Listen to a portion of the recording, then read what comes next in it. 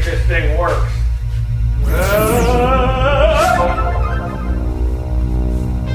It works! Alright, here we go! All in!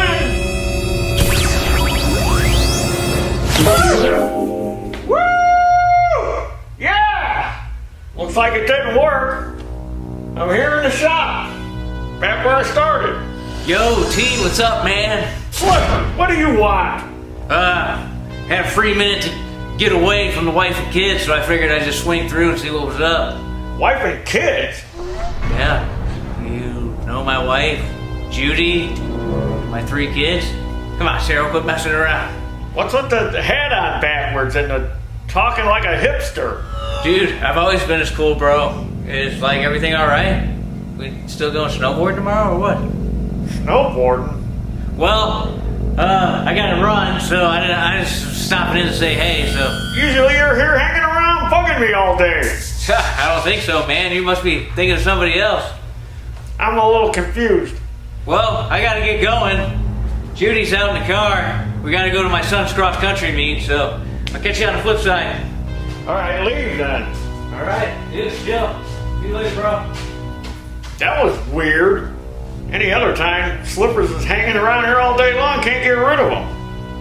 Wearing his hat backwards, talking about wife and kids. I don't know. Let's go see what's going on in the office. Now let me walk you through the whole rebuild on that now. That's gonna be pretty involved. Yeah, you're gonna want that at 4,000. All right, look, I gotta go. The old man's back.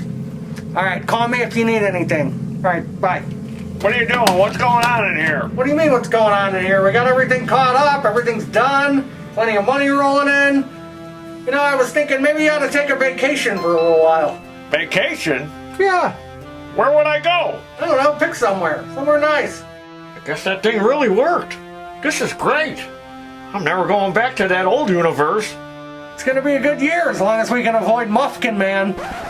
The Muffin Man? Yeah, the Muffin Man. Who's the Muffin Man? Oh, come on. Don't play dumb with me, Pa. The Muffin Man. You almost killed him last year. He's probably gonna be gunning for you this year. Who is this Muffin Man? It's just some scary monster that appears around Halloween to eat people. You got Skippy last year, Trevor, but not Shark, from Shark Bite Distro, and a couple other customers here. Muffin Man's out there. He's trying to kill me. He's gonna kill you guys too. How dangerous could he be? He's a muffin. He's not a muffler. He got burned up by a muffler. He's crazy, insane. I don't know if I believe in this Muffin Man.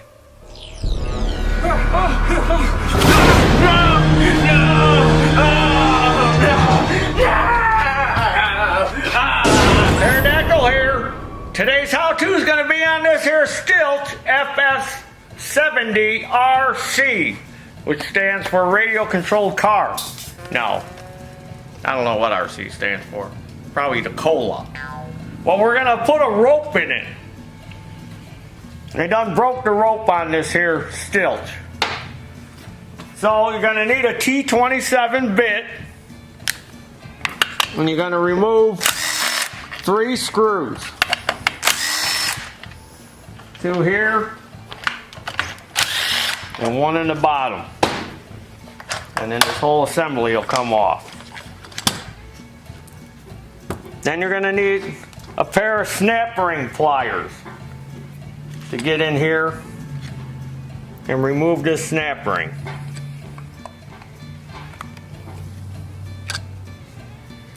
Careful not to distort it. If you do, you can just squeeze it back together. Then you're going to lift this centerpiece out. Now this has got that double spring. There's a spring here and there's another spring underneath. And what happens is you're just supposed to pull this recoil. And when you're pulling it, it winds this heavy spring up. And then it gets to a point, it spins the motor over. And then the spring behind it is what sucks the rope back in. So what happens is people want to jerk on the rope. Like they're trying to start a Model T. And they yank on the rope and they break it, which is what happened here. So the size of the rope we're going to use is a 3.5. Because believe it or not, there's sizes to ropes. So when you go to get a rope, you got to tell them you want a number 3.5, which is pretty skinny, pretty thin. Here's some number 4, just to give you an example. So here's 3.5, and here's 4, which is just a little bit bigger. It's a half size bigger. So I know what you're thinking, Taryl, why don't you put the heavier rope in there? Why don't you put the heavier rope in it? Then it might not break as easy. Well, I'm going to tell you why you can't do that, and I'm going to show you. So now we have to pull this other one out. Now this is what's going to happen. If you're not careful with pulling this out, you're going to bring the other spring out, and then that's going to create a whole nother problem. And then you're going to have another spring boing all over the place. So I'm actually going to yank it out to where that happens, so I can show you how to put the spring in. Oh, it didn't happen. But this is the other spring in here. And usually when you go to pull this out, this goes like this.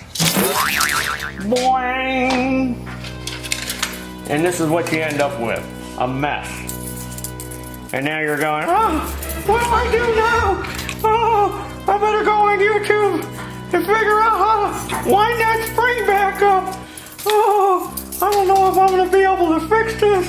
I hope that hillbilly can help me. And the reason we have to take this out is so we can get the rope in here to tie the knot. So this piece of rope is about 34 inches long. So that's what you're going to need. You can go a little longer. You can cut some off if it's too long. But I'm going to tell you why this number 4 isn't going to work.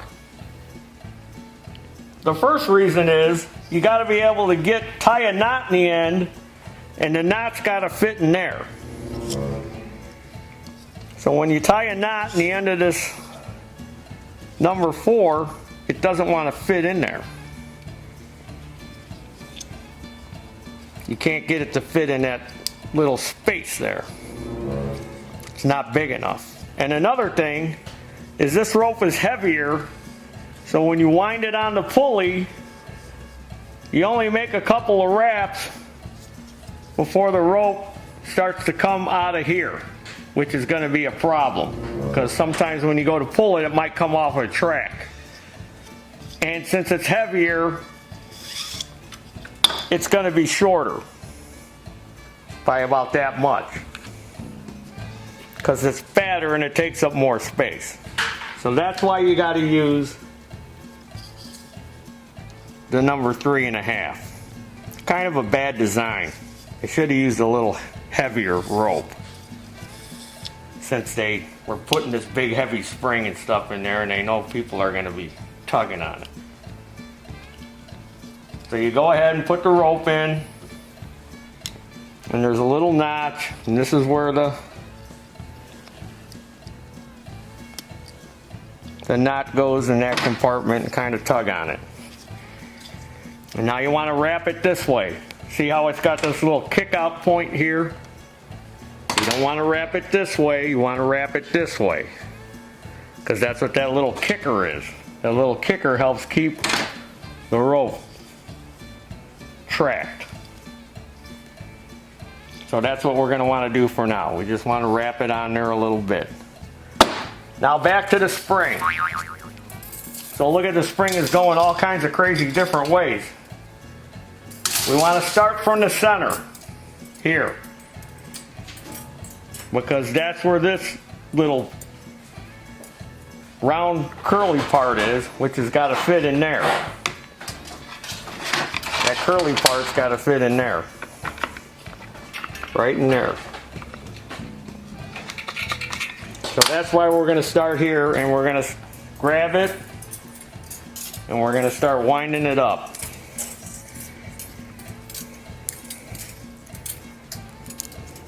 You got to be careful because this is thin metal, and if it springs out of your hands, it could cut you.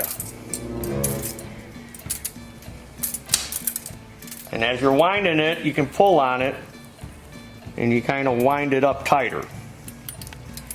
You better have strong hands, strong fingers. Now we're getting it all wound up. We're getting to the end here. And we're going to pull on it some more. Because we got to get it small enough to fit in here. See the diameter of it? So that's why you got to keep pulling on it and winding it up. And then you can either take a pair of needle nose vice grips or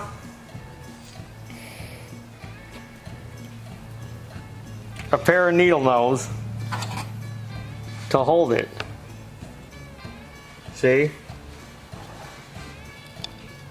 And we want this hook like this.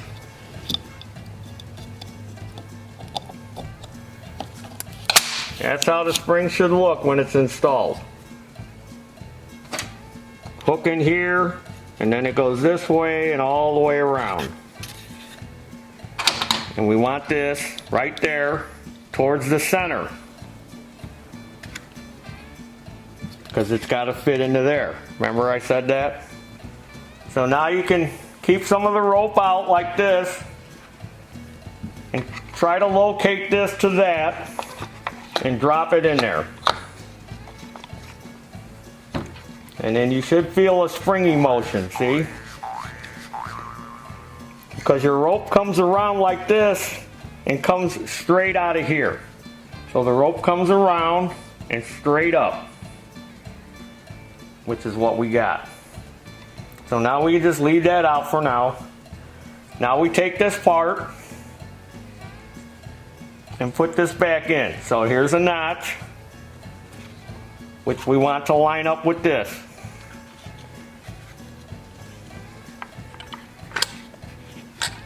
And then we take our snap ring and put it back on.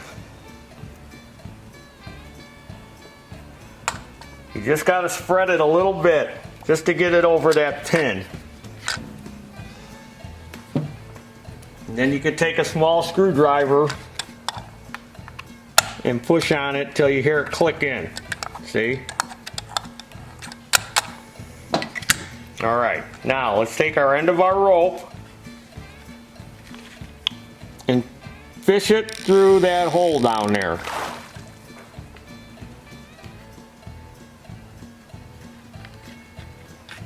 Until it comes out of here. See, I just did it. You could, if you got a long pair of needle nose, you can kind of guide it, but I got it through there. All right. So now we're going to tug on it. See? And we can pull on it and it pulls it back in. But as you can tell, there's not enough tension on it. So this is what we're going to do before we put more tension on it. Now we're going to put the handle on. Now depending on what kind of handle you have, this handle, the rope comes through here. And then there's another hole on the side where it comes through. Your handle may be different. You may be able to just tie a knot in it and it to go in there. But on this one, it goes through the side and comes out. And then we tie our knot.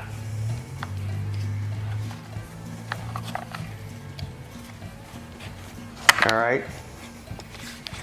So now we're going to pull it out a little bit till we get to this notch right there. See that notch?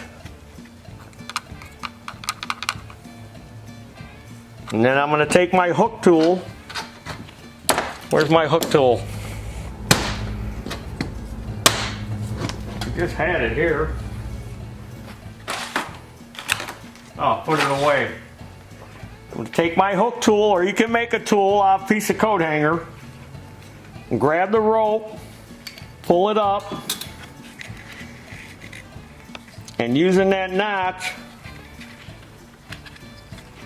we're going to wrap it around one more time, like so. So I took the rope and I went around.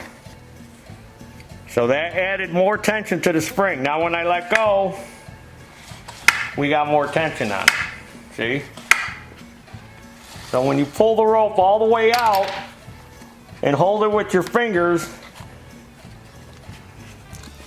you want to see if you got more tension on it. So if you want to add more tension, just do the same thing. Pull it out to where that notch is again. Grab it with the hook tool. Pull it up. And then kind of use that notch to help you drag it around. But try not to drag the other piece of rope with it, because it'll just get stuck in there. And then go around. And now you've added more tension, even more. That should be enough. You don't want to add too much tension, because when you get to the end and you run out of spring, you know that spring that went boing, you run out of that spring, you're going to over tighten it and you're going to break that spring. So we can pull it all the way out, and we can make sure that we can still turn this. Let me use a screwdriver. Put it in that notch and make sure you can still spring that. Make sure it doesn't bind up or stop. Do you understand what I mean now? Make sure you can still go. So yeah, see, we got more tension we can put on it. That's what we want. It pulls back. It's got some tension on it. Not a crazy lot of tension, but enough. That's what we need. Now we're ready to put the recoil back on the trimmer. So let's snake it in through here like this first. And then you're going to have to maybe give it a little tug to get it to seat on there. If it doesn't seat on there, don't force it. Give it a little tug to get it to mesh. And then take our 3 screws.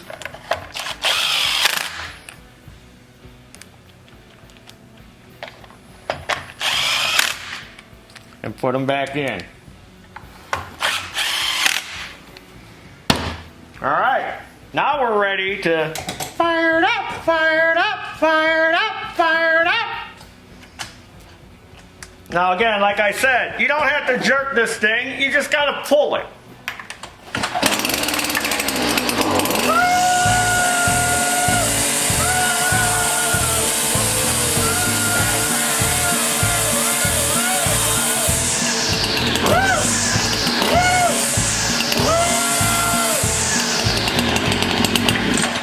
All you gotta do, you ain't gotta jerk it like you're trying to start a Model T. As simple as that. That's all there is to fixing that recoil on this FS70RC Cola. Pretty simple, huh?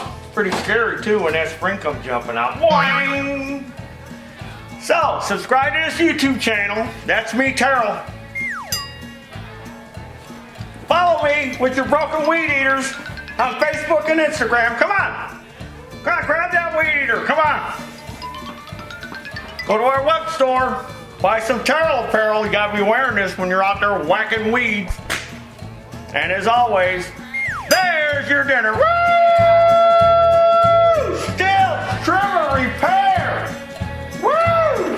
Recoil. Easy peasy. Muffin Man got slippers. Oh, how many of these Muffin Men are there? One that I know of. Look, Junior, I built a portal. We can go back into the alternate universe where there are no Muffin Men. We can run the shop from there. What? All right, that sounds great. I'm in. Let's go. Follow me. All right. The portal's this way. All right. I think we're clear. I don't see him anywhere. Ew, was that guy ugly? So that's what happened to his face? He got burned by a muffin? As the legend goes, yeah. What was he doing that he got so close to a muffin that it burned his face like that? I don't know. I guess he fell down or something, tripped. His face went in the muffin, got all burned up. He's not very smart, is he? Not really. No. All right, well, the portal's over here. Let's make our way to it. All right, sounds good. Okay, one thing before we go. The slippers in the universe over there is nothing like the slippers in the universe here. Oh, really? Why is that? You'll see. He's a real pest. Huh, okay. Now I'll go in first, and then you come in after me. All right, sounds good. Let's All go. right.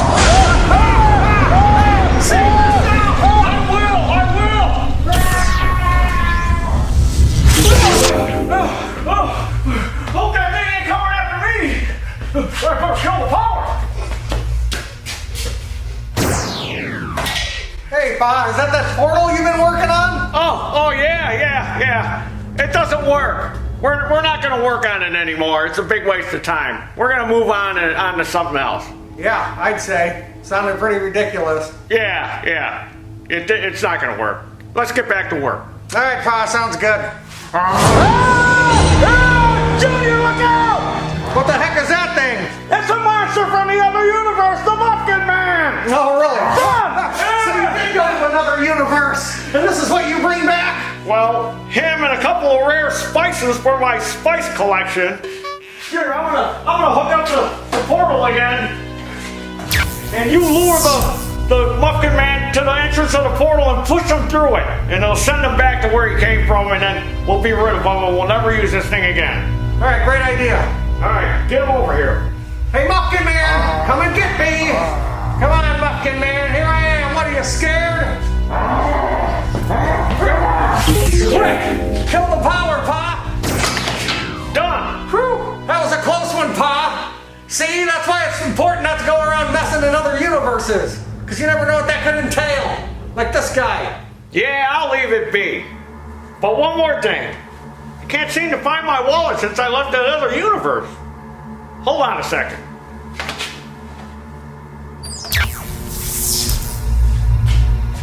All right, I'll be right back. All right, where did I leave that wallet? I don't see no Muffin Man around. Oh, did I hear that somebody lost the wallet? Great, Ronnie. I found a wallet laying in the office there, so I figured I'd return it to its rightful owner. I ain't got no reason to steal. I'm making millions a year working over at the Easy Work, so here you go. Gee, thanks, Ronnie. I like you. You know what? You're coming with me. Oh, great. So where are we going, Applebee's? Oh, yeah. Okay, Ronnie, here we are at the entrance to Applebee's. Oh, wow, this is a different looking Applebee's. You know, if it wasn't for that Muffin Man, I'd probably stay in this universe. Yeah, well, as long as this Applebee's got the big Brutus on a George Killian's, I'm in. Yeah, they do. Come on, let's go. Jump through. Hey, how do you like the universe anyway? This one's way better.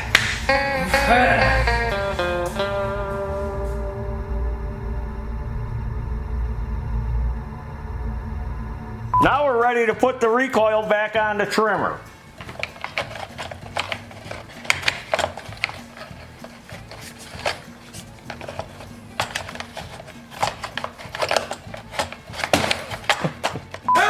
So you did go to another universe. And this is what you bring back? Oh, yeah.